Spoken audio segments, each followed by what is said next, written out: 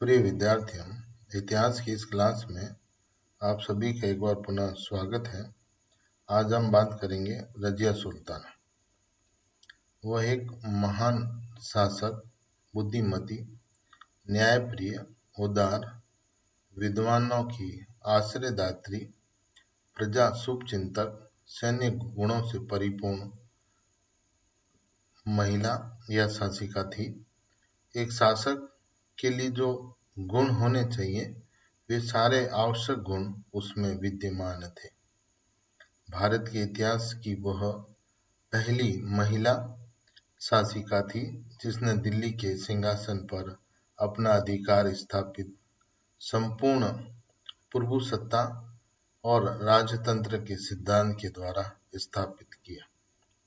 इल्तुतमिश प्रारंभ से ही उसे अपने राजकुमारों की भांति स्नेह देता था।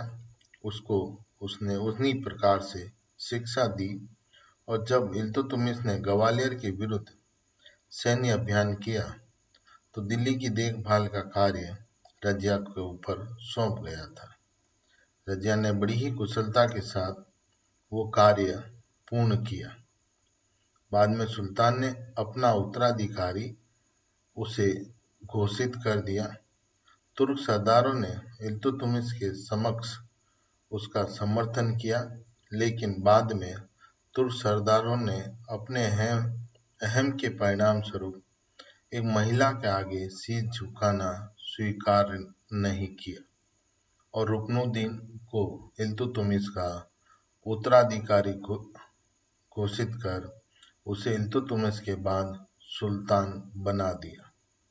परंतु रजिया ने सर्वसाधारण और युवा तुर्क अधिकारियों के सहयोग से सिंहासन पर अपना अधिकार स्थापित कर लिया। सत्ता ग्रहण करने के बाद उसने उत्पन्न अमीरों के विद्रोह को बड़ी ही कुशलता के साथ दमन किया। सबसे पहला उसका कार्य था अमीरों के विद्रोह का दमन।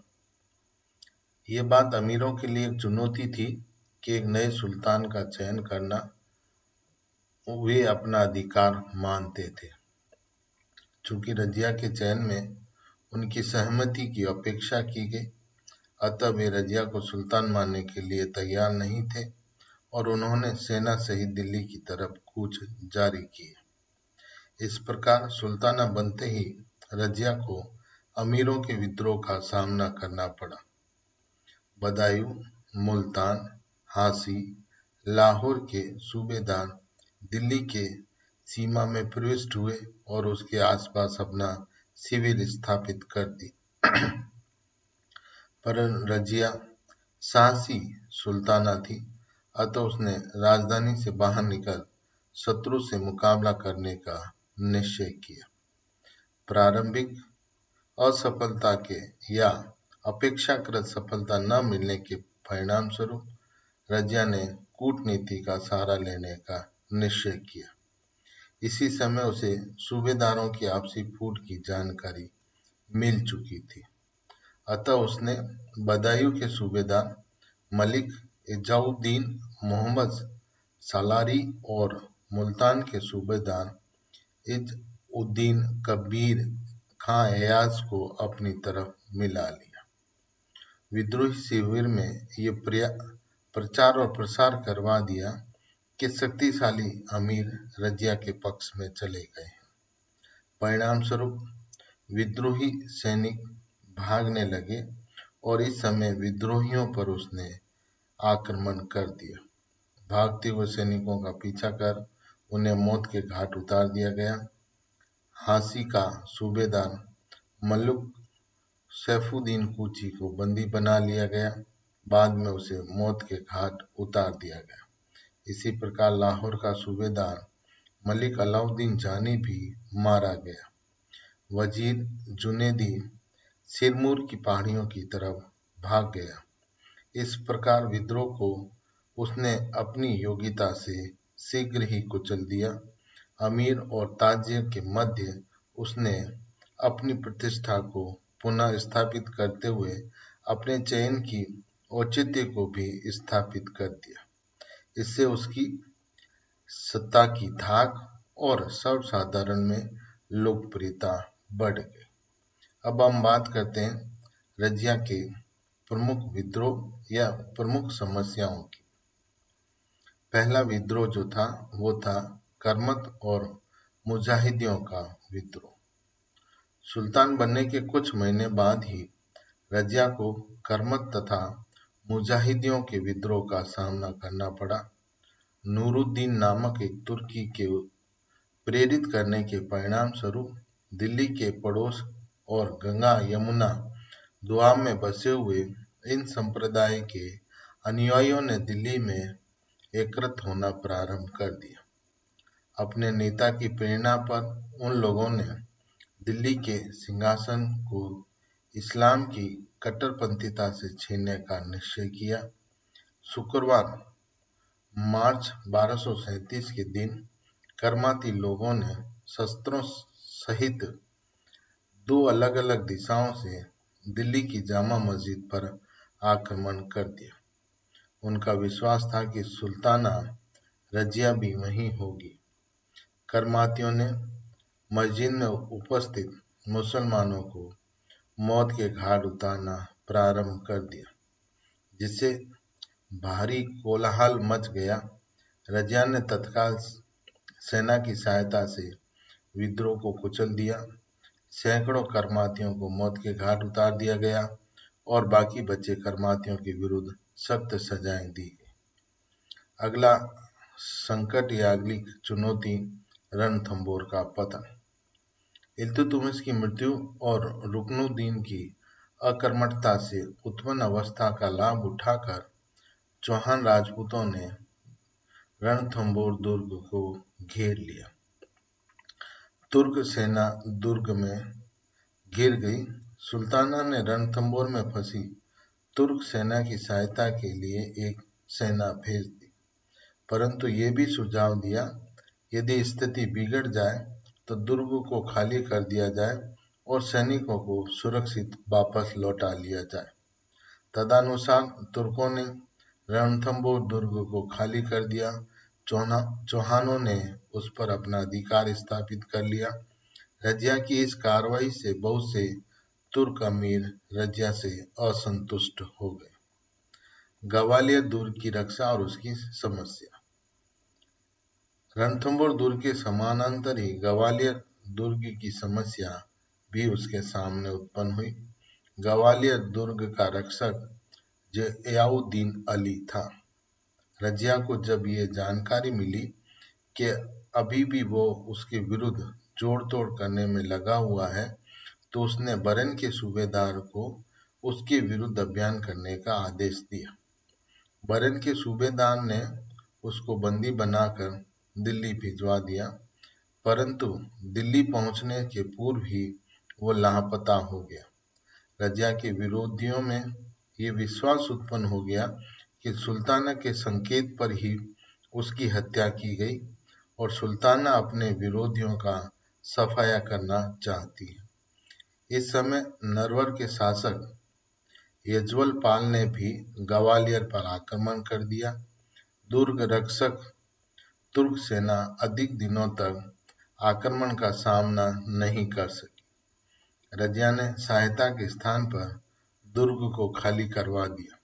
इससे तुर्क अमीर और असंतुष्ट हो गए और उन्हें ऐसा प्रतीत होने लगा कि रजिया सल्तनत को छिन्न भिन्न कर देना चाहती है। सीमांत राज्य की समस्या। सल्तनत के सीमांती सीमा पर मंगोलों के निरंतर आक्रमण अभी भी जारी थे। इस क्षेत्र में अभी जलालुद्दीन मकबरनी के प्रतिनिधि हसन करलुक का अधिकार था। मंगोलों के विरुद्ध रजिया से उसने सहायता की अपील की और इल्तुतमिश की नीति का पालन करते हुए रजिया ने उसे सहायता देने से इनकार कर दिया, परंतु तुर्क अमीरों ने इसे सुल्तान की निर्बलता का प्रतीक माना। अगली कठिनाई, अगली समस्या रजिया का व्यवहार था। रजिया मर्दाने रवैये के रूप से लोग असंतुष्ट हो गए। रजिया ने इस समय मर्दाना रवैया अख्तियार कर लिया। तुर्क अमीरों को यह पसंद नहीं आया। रजिया ने परंपरागत पर्दा प्रथा का त्याग कर दिया। मर्दाना लिबास में वो दरबार लगाना प्रारंभ कर चुकी और दरबार के लोगों की खुले रूप से वो फरियाद सुनने लगी। अधिकारियों से राज्य कार्य की रिपोर्ट मांगने लगी। औरत होते हुए भी वो मर्दों की तरह शिकार और घुड़सवारी का कार्य संपादित करती। उसने सैन्य संचालन का काम भी स्वयं संभाल लिया। स्वयं युद्धों में भाग लेने लगी।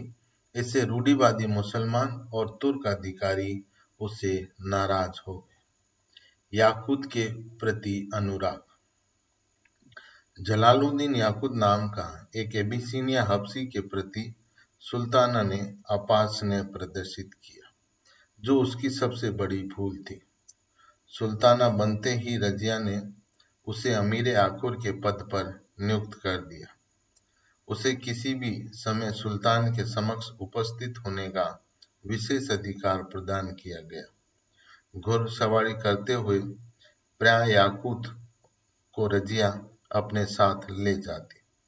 इससे वंशानुगत कुलीन तुर्क सरदार सुल्ताना से नाराज हो गए, अप्रसन्न हो गए। अमीरों का विद्रोह और रजिया का पतन। सुल्ताना बनने के 3 वर्ष बाद ही अपने अमीरों के विद्रोह का उसे सामना करना पड़ा। रजिया की नीतियों से यह स्पष्ट होने लगा था कि वो सत्ता अपने हाथ में केंद्रित करना चाहती है और प्रशासन के महत्वपूर्ण पदों पर गैर तुर्की सरदारों को नियुक्त कर तुर्कों के विरुद्ध एक नया दल तैयार कर रही है। अतः तुर्क सरदारों ने अपने स्वार्थ रक्षा के लिए रजिया को उसके पद से हटाने के लिए एक ठोस षड्यंत्र रचना प्रारंभ कर दिया। सर्वप्रथम लाहौर के सूबेदार कबीर खां एयाज ने विद्रोह किया, परंतु रजिया ने उस विद्रोह को कुचल दिया। उसने सुल्ताना से क्षमा मांगी तो रजिया ने उसे क्षमा दान देते हुए लाहौर छीनकर उसे मुल्तान का सूबा दे दिया। इस घटना के थोड़े दिन बाद सैफुद्दीन ने मुल्तान पर आक्रमण कर अय्याज को खदेड़ दिया। रजिया ने अय्याज की सहायता नहीं की और इस समय अमीरों ने एक नई योजना संपादित की। ये योजना भटिंडा सूबेदार अख्तियारुद्दीन अल्तुतनिया और लाहौर सूबेदार मलिक इजाउद्दीन कबीर खां एयाज और अमीर हाजिब एतगीन के द्वारा तैयार की गई। योजना के अनुसार रजिया को दिल्ली से बाहर लाकर समाप्त करना था, क्योंकि षड्यंत्रकारियों का विश्वास था कि दिल्ली की जनता सुल्ताना का समर्थन करेगी। सुल्ताना भी इस समय काफी सतर्क थी। अतः अल्तुतनिया को विद्रोह करने के लिए कहा गया। योजना अनुसार अल्तुतनिया ने विद्रोह कर दिया। रजिया इस विद्रोह का दमन करने के लिए दिल्ली से चल पड़ी। मार्ग में षड्यंत्रकारियों ने उसके कृपा पात्र याकूत की हत्या कर दी और भटिंडा के निकट स्वयं रजिया को बंदी बना लिया गया और उसे अल्तुतनिया की देखरेख में भटिंडा दुर्ग में रख दिया गया। इसके तुरंत बाद विद्रोही अमीरों ने इल्तुतमिश के तीसरे लड़के बहराम शाह को सुल्तान बना दिया। बहराम शाह सुल्तान तो बना, परंतु शासन सत्ता विद्रोही नेता एतगीन के नियंत्रण या कब्जे में रही। उसने सुल्तान की बहन के साथ विवाह किया। उसकी निरंकुशता से तंग आकर बहराम शाह ने उसकी एतगीन की हत्या या मृत्यु कर दी। एतगीन की मृत्यु से उसका साथी अल्तुतनिया निराश हो गया। अब उसे किसी भी महत्वपूर्ण पद मिलने की आशा नहीं रही। अतः उसने रजिया को रिहा करके उसके साथ विवाह कर लिया।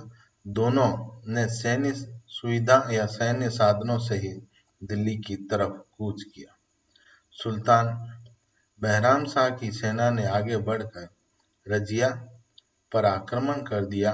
युद्ध में रजिया और अल्तुतुनिया परास्त हुए।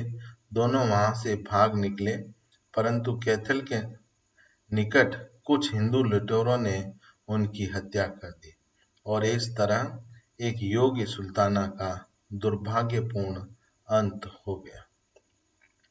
अब हम बात करते हैं रजिया के पतनों के कारणों की। पहला कारण था अमीरों का स्वार्थ। अमीरों को अपने स्वार्थ की चिंता थी। वे तो एक नाम मात्र का शासक चाहते थे ताकि उन्हें मनमाने तरीके से काम करने का अवसर मिले। रजिया एक योगी सुल्ताना थी और सत्ता पर अपना नियंत्रण रख अमीरों को ताज के कठोर नियंत्रण में रखना चाहती थी। इस तरह अमीरों का स्वार्थ रजिया के शासनकाल में पूर्ण नहीं हो रहा था। अगला कारण रजिया के पतन का था रजिया का स्त्री होना। कुछ विद्वानों के अनुसार रजिया का स्त्री होना भी उसके पतन का मुख्य कारण था। रजिया शासकीय गुणों की कमी नहीं थी। उस युग के तुर्क अमीर एक स्त्री के नेतृत्व को स्वीकार करने में अपनी हेठी समझते थे। उस युग की राजनीति में एक स्त्री के लिए, चाहे वो कितनी भी योग्य क्यों न हो, कोई स्थान नहीं था। अतः स्त्री होना अपने आप में एक अभिशाप था। रजिया का तीसरा कारण था रजिया का मर्दाना रवैया। रजिया ने परंपरागत पर्दे की प्रथा का त्याग कर दिया, मर्दाना लिबास पहनकर दरबार में आना प्रारंभ कर दिया। मुसलमानों की निगाह में यह सामाजिक मर्यादा का अतिक्रमण था। इतना ही नहीं, वो पुरुषों की भांति शिकार खेलने जाने लगी, अपनी सेना का स्वयं संचालन करने लगी, युद्धों में भाग लेने लगी। उसकी हरकतों ने धर्मनिष्ठ कट्टर मुसलमान और अमीरों को उसका विरोधी बना दिया। याकूत के साथ संबंध। तुर्क सरदारों के आक्रोश का मुख्य कारण यह भी था कि याकूत एक हबशी था। यदि यही कृपा उसने तुर्क सरदार पर की होती तो उसके आचरण की कभी निंदा नहीं होती या उसका आचरण निंदनीय नहीं माना जाता। अगला कारण था राजनीतिक घटना। सुल्ताना बनने के बाद रजिया ने कुछ राजनीतिक घटनाओं के प्रति जिस प्रकार की नीति अपनाई, वो भी उसके पतन का कारण बन गई। रणथंबोर और ग्वालियर के दुर्ग को खाली करवाना उसकी सैन्य कमजोरी माना गया। कबीर खां एयाज से लाहौर का सूबा छीन लेना और भूतपूर्व वजीर जुनैदी के रिश्तेदार ग्वालियर के दुर्ग रक्षक का अचानक लापता हो जाना, ये सारी घटनाएं ऐसी थीं जिससे तुर्क सरदार ये सोचने पे विवश हो गए कि रजिया उनको एक एक करके समाप्त करने पर तुली है। अतः उन्होंने संगठित होकर रजिया को हटाने की योजना बना ली या फैसला कर लिया ताकि वे अपने स्वार्थों की रक्षा कर सकें। उसके पतन का वास्तविक कारण भी यही था कि तुर्क अमीर शासन सत्ता अपने हाथ में लेना चाहते थे, जबकि रजिया इसके लिए तैयार नहीं थी। इस तरह दुर्भाग्यपूर्ण अवस्थाओं में एक योगी शासिका का अंत हो गया। धन्यवाद प्रिय विद्यार्थी।